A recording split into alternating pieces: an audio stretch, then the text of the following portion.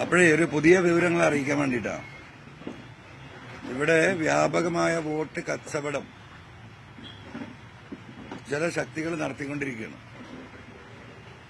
അതിന് നേതൃത്വം നൽകുന്നത് ചില മന്ത്രിമാരും വളരെ ഉത്തരവാദിത്തപ്പെട്ടവരുമാണ്. അതിന്റെ ഒരു കൃത്യമായ ചിത്രം നിങ്ങൾക്ക് കാണണമെങ്കിൽ ഇന്ന് ഉച്ച സമയത്ത് പള്ളിക്കുത്ത് വരെ പോയാൽ മതി. പള്ളിക്കുത്ത് ഒരു പെന്തക്കോസ് വിശ്വാസിയായ ഒരു വ്യക്തിയുടെ വീട്ടിൽ ഇവിടെ ബഹുമാനപ്പെട്ട പാസ്റ്റർമാരെയൊക്കെ ഭക്ഷണത്തിന് ഒരു സ്ഥലത്തേക്ക് വീട്ടിലേക്ക് വിളിച്ചിരിക്കുകയാണ്. 2 മന്ത്രിമാരാണ് അതിൽ പങ്കെടുക്കുന്നത്.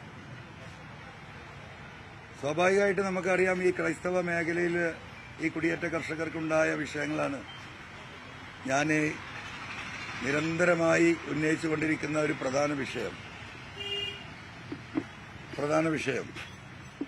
ആ വിഷയം കൃത്യമായും അവരുടെ ജീവിതത്തിന്റെ അനുഭവത്തിൽ ഈ വിഷയത്തിൽ സത്യസന്ധമായ നിലപാടെടുക്കുന്നത് പി.വി. അൻവറാണ് എന്ന തിരിച്ചറിവ് കേരളത്തിലെ കുടിയേറ്റ മലയോര കർഷകർക്കും സാധാരണ മനുഷ്യന്മാർക്കും ഉണ്ട്. അതിപ്പോൾ അവരെ ഭയപ്പെടുത്തിക്കൊണ്ടിരിക്കുകയാണ്. ഞാൻ രാജിവെക്കുമ്പോൾ എനിക്ക് പറയാമായിരുന്നു, ഞാൻ തന്നെയാണ് മത്സരിക്കുന്നത്. പിണറായിക്കെതിരെ നിലമ്പൂരിൽ ഞാൻ മത്സരിച്ച് പിണറായി സത്തെ തകർക്കുമെന്ന് എനിക്ക് പറയാമായിരുന്നു. ഞാൻ നിരുപാധികം വിട്ടൊഴിഞ്ഞ് പോന്നവനാണ്. അപ്പോൾ ഞാൻ ആവശ്യപ്പെട്ടത് ഒരു മലയോര കുടിയേറ്റ കർഷകനെ ഇവിടെ സ്ഥാനാർത്ഥിയാക്കണമെന്നാണ്. അതാണല്ലോ ഈ വിഷമങ്ങൾ മുഴുവൻ ഉണ്ടാക്കിയത്. അപ്പോൾ സ്വാഭാവികമായിട്ടും ആ ഒരു വിഷയം ഇവിടെ ചർച്ച ചെയ്യപ്പെടുന്നുണ്ട്. എന്തുകൊണ്ട് ജോയി തഴയപ്പെട്ടു? ഒരു ഗോഡ്ഫാദറും ഇല്ലാതെ ജോയി തഴയപ്പെടുന്നതിനുണ്ടായ കാരണങ്ങൾ സാധാരണ ജനങ്ങൾ ഇവിടെ ഡിസ്കസ് ചെയ്യുന്നുണ്ട്. നമുക്കറിയാം, ജോയി പെന്തക്കോസ് വിഭാഗത്തിൽപ്പെട്ടതാണ്. എനിക്ക് സത്യത്തിൽ അന്ന് അത് അറിയുമായിരുന്നില്ല. ഏത് വിഭാഗമാട്ടെ അദ്ദേഹം ഒരു കുടിയേറ്റ കർഷകൻ എന്ന ഒറ്റ കാരണം കൊണ്ടാണ് ഞാനത് പറഞ്ഞത്. ഈ മലബാരത്ത് കുടിയേറ്റ കർഷകരും സാധാരണ കർഷകരും അനുഭവിക്കുന്ന വിഷമങ്ങൾ അവരിൽപ്പെട്ട ഒരാൾ പറയുമ്പോഴാണ് അത് ഉള്ളിൽ തട്ടി പറയുക. അത് മാത്രമായിരുന്നു എന്റെ ഉദ്ദേശം. അപ്പൊ നമുക്കറിയാം, പെന്തക്കോസ് വിഭാഗം അവർ ഭയങ്കര വിശ്വാസികളാണ്. അവരുടെ ജീവിതം തന്നെ പ്രാർത്ഥനയാണ്. ക്രൈസ്തവ വിശ്വാസികളിൽ സാമ്പത്തികമായി കുറച്ച് പിന്നോക്കം നിൽക്കുന്ന സാധുക്കളായ മനുഷ്യരുമാണ് ഇവര്. അപ്പൊ അവരെ വില കൊടുത്ത് വാങ്ങാം. അതൊരു ചതിപ്രയോഗത്തിലൂടെയാണ് ഇന്ന് ഉച്ചക്ക് അവർക്ക് ഭക്ഷണം അറേഞ്ച് ചെയ്തിരിക്കുന്നത്. അപ്പോൾ അവരുടെ പ്രയാസങ്ങളും പ്രതിസന്ധികളും മുതലെടുക്കാൻ രാഷ്ട്രീയ കച്ചവടം നടത്താനാണ് 2 മന്ത്രിമാര് ഇവിടെ വന്ന് ഈ ചുറ്റുപാടിലുണ്ട്. അത് നിങ്ങളൊന്ന് പരിശോധിക്കണം, പത്രക്കാരൊന്ന് പരിശോധിക്കേണ്ട വിഷയം തന്നെയാണ്. അപ്പൊ എന്നും ഈ പറയുന്ന പെന്തക്കോസ് വിഭാഗത്തിന് ഞാൻ 2016 ഇവിടെ വരുമ്പോ അവരുടെ ഒരു ശവസംസ്കാര പറമ്പിലേക്ക് അവർക്ക് വഴിയുണ്ടായിരുന്നില്ല. എത്രയോ കാലം അത് ആവശ്യപ്പെട്ടിട്ട് ഇതിന് മുമ്പുണ്ടായിരുന്ന ഭരണാധികാരികൾ അത് നടത്തി കൊടുത്തിട്ടില്ല. മരിച്ച വ്യക്തിയെ തോളിലേറ്റി ശവശരീരം കൊണ്ടുപോകാനുള്ള ഒരു മോട്ടോർ സൈക്കിൾ കടന്നു പോകാനുള്ള വീതി ഉണ്ടായിരുന്നു. ഇവിടെ ഉമ്മറൊക്കെ ഇരിക്കുന്നുണ്ട്, വഴിക്കടവ് പഞ്ചായത്തിൽ നിന്നാണ്. ഉമ്മറിനറിയാം ഈ വിഷയമൊക്കെ. അദ്ദേഹം ഒരു പത്രമാധ്യമ പ്രവർത്തകനാണ്. കൊല്ലങ്ങളോളം ഒരു ബോഡി കൊണ്ടുപോകാൻ കഴിയാത്ത ആ വിഷയം ഞാൻ MLA ആയതിനു ശേഷമാണ് വലിയ രീതിയിൽ ഇടപെട്ടിട്ട് ആ പ്രശ്നം പരിഹരിച്ചത്. അതിന് ഒരുപാട് പ്രതിസന്ധി എനിക്ക് വ്യക്തിപരമായിട്ടുണ്ടായതാണ്. ഇവരുടെ ഒരു പ്രാർത്ഥനാ യോഗത്തെ തടസ്സപ്പെടുത്താൻ ഒരു വിഭാഗം ആക്രമിക്കാൻ ശ്രമിച്ചപ്പോൾ അവിടെ പോയി കാവല് നിന്നത് പി.വി. അൻവറാണ്. അതും ഈ പെന്തക്കോസ് സമുദായത്തിന് കൃത്യമായി അറിയുന്നതാണ്. അപ്പൊ സ്വാഭാവികമായും ഇത്തരം എല്ലാ വിഷയങ്ങളും കൂടി കണക്കിലെടുക്കുമ്പോൾ അവർ കുറച്ച് സാമ്പത്തികമായി പിന്നോക്കമാണ് എന്ന ഒറ്റ കാര്യം പരിഗണിച്ചുകൊണ്ട് അവരെ വിലക്ക് വാങ്ങാനുള്ള ഒരു വലിയ ശ്രമം ഇവിടെ നടക്കുന്നുണ്ട്. അപ്പൊ അത് ഇന്ന് ഉച്ചക്ക് 12:30 മണിക്ക് ഈ പള്ളിക്കുത്ത് വീട് കാണിച്ചു തരാമുള്ള ആ വീട്ടിലേക്ക് നിങ്ങളെല്ലാരെയും ക്ഷണിക്കുകയാണ്. ഈ രീതിയിലേക്ക് തരം താഴുകയാണ് മരുമോന്റെ നേതൃത്വത്തിലുള്ള മന്ത്രിസംഘം വലിയ പണച്ചാക്കുമായി 2 ലോറി പണം വന്നു എന്നാണ് കേൾക്കുന്നത്. നാഷണൽ ഹൈവേ ഒക്കെ 6 വരി ഉണ്ടാക്കി വളരെ വിദഗ്ധമായി ഒരു മുടക്കില്ലാതെ 16 വരിയാക്കി ജനങ്ങൾക്ക് റോഡിന്റെ വിസ്തൃതിയൊക്കെ വർദ്ധിപ്പിച്ചു കൊടുത്ത ഹൈലി ടെക്നിക്കൽ പേഴ്സണൽ കൂടിയാണല്ലോ പുള്ളി. കേരളം അത് കണ്ടുകൊണ്ടിരിക്കുകയാണ്. അതിൽപ്പെട്ട 1-2 വണ്ടി പണം ഇവിടെ വന്നിട്ടുണ്ടെങ്കിൽ നിലമ്പൂരിലെ സാധാരണക്കാരും പാവപ്പെട്ടവരുമായ കർഷകരെ വിലക്ക് വാങ്ങാമെന്ന് മരുമകനും സംഘവും വിചാരിക്കുന്നുണ്ടെങ്കിൽ അത് ഈ നിലമ്പൂരിലെ ജനങ്ങള്, കർഷകര്, മലയോര കുടിയേറ്റ കർഷകര് അത് നേരിടുക തന്നെ ചെയ്യും. അപ്പൊ അടിച്ചു മാറ്റിയ പണം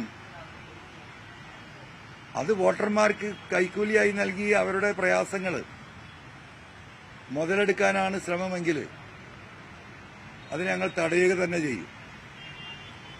ഇവിടുത്തെ പാവപ്പെട്ട മനുഷ്യർ താമസിക്കുന്ന സ്ഥലങ്ങളിലും കോളനികളിലുമൊക്കെ തെരഞ്ഞെടുപ്പ് കുറച്ചും കൂടി മുന്നോട്ട് പോയാൽ പണം കൊടുക്കാൻ കഴിയില്ല. അഡ്വാൻസായി കൊടുക്കാനുള്ള മീറ്റിംഗ് ഈ പറയുന്ന മരുമകന്റെ നേതൃത്വത്തിൽ കഴിഞ്ഞ 2 ദിവസമായി നടക്കുന്ന വിവരം നമുക്കറിയാം. അപ്പോ നിലമ്പൂരിലെ ജനതയുടെ അഭിമാനക്ഷതമുണ്ടാക്കുന്ന ഇത്തരം നടപടികളിൽ നിന്ന് മരുമോനും സംഘവും മാറിയില്ലെങ്കിൽ ജനങ്ങളെ കൂട്ടി ഞങ്ങളത് നേരിടും. ആ വിവരമൊന്ന് പറയാൻ വേണ്ടിയിട്ടാണ് പ്രധാനമായിട്ടും നിങ്ങളെ സമ്മേളനം വിളിച്ചത്. ഈ സമ്മേളനത്തിൽ തന്നെ വേറെ 2 ആളുകൾ ചില വെളിപ്പെടുത്തലുകളുമായിട്ട് വരാൻ വേണ്ടി നിന്നതായിരുന്നു. അവരിപ്പോൾ വഴിയിൽ തടയപ്പെട്ട് നിൽക്കുകയാണ്. അങ്ങനെ ഉണ്ടെങ്കിൽ ഒരു പ്രസ് മീറ്റ് കൂടി ആഫ്റ്റർനൂൺ ഉണ്ടാകും. അതുകൊണ്ടാണ് ഞാൻ കുറച്ച് വൈകിയത്. ഉണ്ടാകും എന്നറിയിക്കുകയാണ്.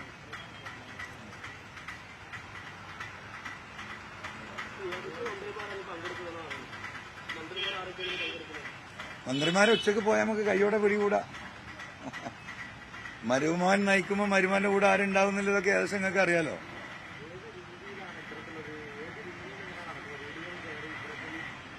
അല്ല, വീടുകൾ കയറിയിട്ടല്ല. ഇവിടുത്തെ ബഹുമാനപ്പെട്ട പാസ്റ്റർമാരെയാണ് വിളിച്ചിരിക്കുന്നത്.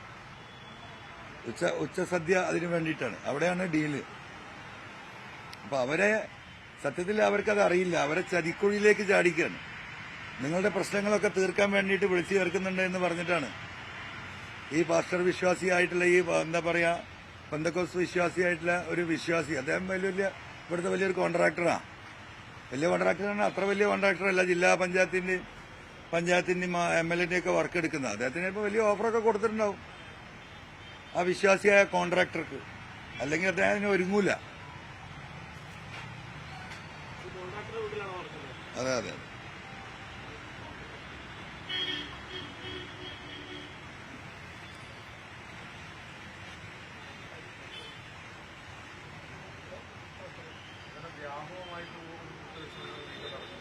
വ്യാപകമായിട്ടുള്ള വോട്ട് കച്ചവടത്തിൽ നീക്കം നടക്കണം. അതിന് നേതൃത്വം നൽകുന്നത് ഈ പറയുന്ന പിണറായിസവുമായി സമരസെട്ട് പോകുന്ന നേതാക്കളും അതിന് നേതൃത്വം നൽകുന്നത് മരുമോനാണ്. അപ്പൊ മരുമോനിസം വരാനിരിക്കുന്ന 2026 നമ്മൾ തമിഴ്നാട്ടിലും കർണാടകയിലൊക്കെ ഇത് വ്യാപകമായി നടക്കുന്ന നമുക്കറിയാം. ഇപ്പൊ നീലഗിരിയിലൊക്കെ ഇപ്പൊ ഈ കഴിഞ്ഞ പാർലമെന്റ് തെരഞ്ഞെടുപ്പിൽ നമ്മളെ ആളുകളൊക്കെ പറഞ്ഞത് എന്താ പറയാ 10,000 രൂപ വരെ ഒരു വോട്ടിന് കൊടുത്തിട്ടുണ്ട്. 5 വോട്ടിലെ വീട്ടിൽ 50,000 ഒക്കെയാണ് കൊടുക്കുന്നത്. ആ നിലവാരത്തിലേക്ക് കേരളത്തെ ഉയർത്തിക്കൊണ്ടുവരുന്നുണ്ട്. വലിയ പുരോഗതി ഉണ്ടാവും ഇവിടെ. അതിനുള്ള കോടാന കോടികൾ സംഭരിച്ചു വെച്ചിട്ടുണ്ട്. അതാണ് ഈ മസിൽ പവർ. ഇങ്ങനെ കാണിക്കുന്നുണ്ടല്ലോ. ഞങ്ങൾ ഈ 3ാമതും വരുമെന്ന് പറയുന്നത് എന്താ? കേരളത്തിലെ പാവപ്പെട്ടവരെ ഈ രീതിയിൽ പണം കൊടുത്ത് വാങ്ങാന്നുള്ള ഉദ്ദേശത്തിന്റെ ഒരു ട്രയൽ റണ്ണായിട്ട് നിലമ്പൂർ അവർ ഉപയോഗിക്കാൻ പറ്റുമെന്ന് നോക്കുകയാണ്. ആ ട്രയൽ റണ്ണ് നിലമ്പൂരിലെ സാധാരണക്കാരായ ജനങ്ങൾ എതിർത്ത് തോൽപ്പിക്കപ്പെടും. പിന്നെ എന്റെ അടുത്ത് ഇന്നലെ ഈ കാര്യം വന്ന് പറഞ്ഞവരോട് ഞാൻ പറഞ്ഞു, പൊതുവിൽ ഇങ്ങനെ പ്രയാസപ്പെടുന്ന ആളുകളെ പണം കൊടുക്കുന്നു. ഞാൻ പറഞ്ഞ അവരെ വാങ്ങിക്കോട്ടെ, അവരോടത് വാങ്ങാൻ പറയണം നിങ്ങൾ. കാരണം അവരെ പൈസയാണല്ലോ, സർക്കാരിന്റെ നമ്മൾ നികുതി കൊടുത്ത പണമാണല്ലോ. അല്ല അവന്റെ ഒന്നും വീട്ടിൽ നിന്ന് എടുത്തുകൊണ്ടിരുന്ന കാശല്ലല്ലോ. അത് വാങ്ങി ഒരാഴ്ചക്കില്ല അവരെ കാര്യം നടക്കെങ്കിൽ നടക്കട്ടെ. വോട്ട് അവർക്കറിയാം ആർക്കാ ചെയ്യേണ്ടതെന്നുള്ളത്. ഒഴിവാക്കി കളയണ്ട എന്നാണ് ഞാൻ പറഞ്ഞത്. സത്യത്തിൽ അതാണ് ഇതിന്റെ വസ്തുത.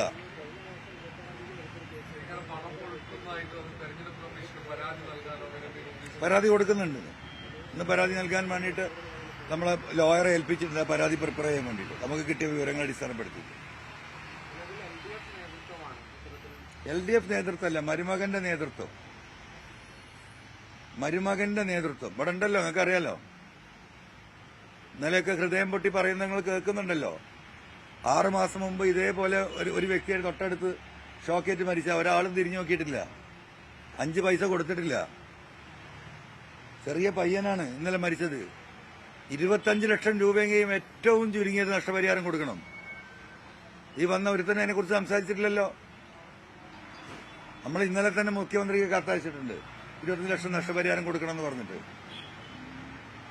മുമ്പ് മരിച്ചു പോയാലും തിരിഞ്ഞു നോക്കിയിട്ടില്ല, അങ്ങോട്ട് പോയിട്ടില്ല, അന്വേഷിച്ചിട്ടില്ല. ഇപ്പൊ ഇവിടെ ഈ മുതലക്കണ്ണീര് ഒരുക്കുന്ന ഈ പ്രാദേശികമായ നേതാക്കന്മാരുണ്ടല്ലോ, അവരാരെങ്കിലും പോയി നോക്കിയിട്ടുണ്ടോ? ഇല്ലല്ലോ. അപ്പൊ ഇത് മുഴുവൻ കണ്ണിൽ പൊടിയിടുകയും ആളുകളെ വഞ്ചിക്കുകയും ചെയ്യുന്ന വഞ്ചനാത്മകമായ രാഷ്ട്രീയം.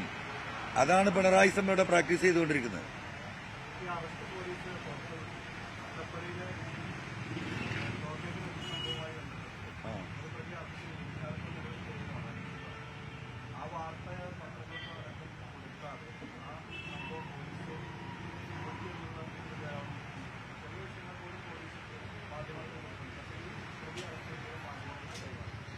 അല്ല, ആ പ്രതിയെ പോലീസ് അറസ്റ്റ് ചെയ്തിട്ട്, അതായത് കരണ്ട് വെച്ച് ഈ അപകടം സംഭവിക്കാൻ കാരണക്കാരനായ വ്യക്തിയെ പോലീസ് അറസ്റ്റ് ചെയ്തിട്ട് ഒരാളും കാണുകയോ അതിന്റെ ഒരു വ്യക്തമായ കാര്യങ്ങൾ പത്രക്കാരോടോ ഉത്തരവാദിത്തപ്പെട്ടവരോടോ അവർ പറയാൻ തയ്യാറായിട്ടില്ല. ഞാനും അതിന്റെ വസ്തുത അന്വേഷിക്കാൻ വേണ്ടി പല ശ്രമവും പോലീസ് വഴി നടത്തിയിട്ടും ഒരു വിവരവും കിട്ടിയിട്ടില്ല.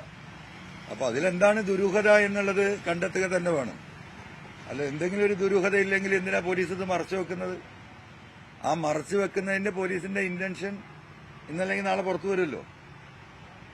നിങ്ങളെ ചോദ്യത്തിൽ നല്ല കഴമ്പില്ല ചോദ്യമാണ്. എനിക്കും തന്നെ അതിന്റെ ഒരു വിവരവും.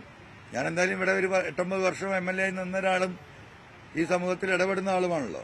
എന്ത് ചോദിച്ചാലും അറിയാം, വിവരങ്ങൾ കുറച്ചൊക്കെ അറിഞ്ഞിരുന്ന നമുക്ക് ഇതിനെക്കുറിച്ച് ഒരു വിവരവും കിട്ടിയിട്ടില്ല.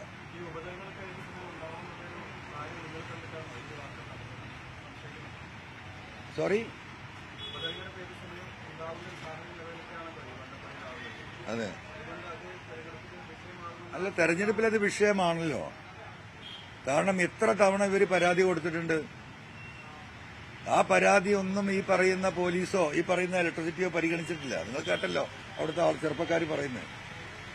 ഇങ്ങനെ പന്നിയെ പിടിക്കാൻ വേണ്ടിയിട്ട് വ്യാപകമായി ഇലക്ട്രിസിറ്റി ലൈനിൽ നിന്ന് നിയമവിരുദ്ധമായി ഡയറക്റ്റ് ലൈൻ കണക്ട് ചെയ്യുന്നുണ്ട് എന്ന പരാതി നിരവധി തവണ ഇലക്ട്രിസിറ്റിയെയും അതുപോലെ തന്നെ പോലീസിനും പരാതി അവിടുത്തെ ചെറുപ്പക്കാർ നൽകിയിട്ട് ഒരു നടപടിയും സ്വീകരിച്ചില്ല എന്ന് ആ പ്രദേശത്തെ ചെറുപ്പക്കാർ ഇന്നലെ നിങ്ങളോടും നമ്മളോടൊക്കെ പബ്ലിക്കായിട്ടാണല്ലോ പറഞ്ഞത്. അപ്പൊ ആരാണ് ഇതിന് പ്രോത്സാഹിപ്പിക്കുന്നത്? ഈ ഇറച്ചി കച്ചവടത്തിന് പിന്നിൽ വേറെ ആരെങ്കിലും ഉണ്ടോ നോക്കണം. നാടൻ പന്നി നല്ല ഡിമാൻഡുണ്ട്, 1 കിലോക്ക് 500 രൂപയൊക്കെയാണ് കൊടുക്കുന്നത്. അപ്പോൾ അതിനൊരു സംഘമായി പ്രവർത്തിക്കുന്നവരിൽ ഈ പറയുന്ന ഉത്തരവാദിത്തപ്പെട്ട ഭരണകക്ഷികളുടെ ആരെങ്കിലും പ്രതിനിധി ഈ കച്ചവടത്തിന്റെ ഭാഗമാണോ? ഇതൊക്കെ ഇതിന്റെ ഒരു ദുരൂഹമായി കിടക്കുകയാണ്. നല്ലൊരു പന്നിയെ കിട്ടിയാൽ 10-75-80 കിലോ ഇറച്ചി ഉണ്ടാവും. 80 കിലോ ഇറച്ചി എന്ന് പറഞ്ഞാൽ ഏറ്റവും ചുരുങ്ങി 500 രൂപ കൂട്ടിയാൽ 40,000 അപ്പൊ പ്രാദേശിക തലത്തിലുള്ള നേതാക്കന്മാര് ഈ ഭരണകക്ഷിയിലെ ഇതിലിടപെട്ടിട്ടുണ്ടോ എന്നൊക്കെ അന്വേഷിക്കണം. അല്ലെങ്കിൽ പോലീസ് പെട്ടെന്ന് ഇത് പ്രതിയെ ഒളിപ്പിച്ചാണല്ലോ റിമാൻഡിലേക്ക് കൊണ്ടുപോയത്. സാധാരണ അങ്ങനെ ഉണ്ടാവാറില്ലല്ലോ. അപ്പൊ പലതും ഇതിന്റെ പിന്നിലുണ്ടാവാം. അത് ആരഞ്ഞ് അന്വേഷിക്കുന്നത് ഈ അജിത് കുമാറിന്റെ പോലീസ്. ഇപ്പൊ അന്വേഷണം എവിടെ എത്താൻ നമുക്കറിയാലോ.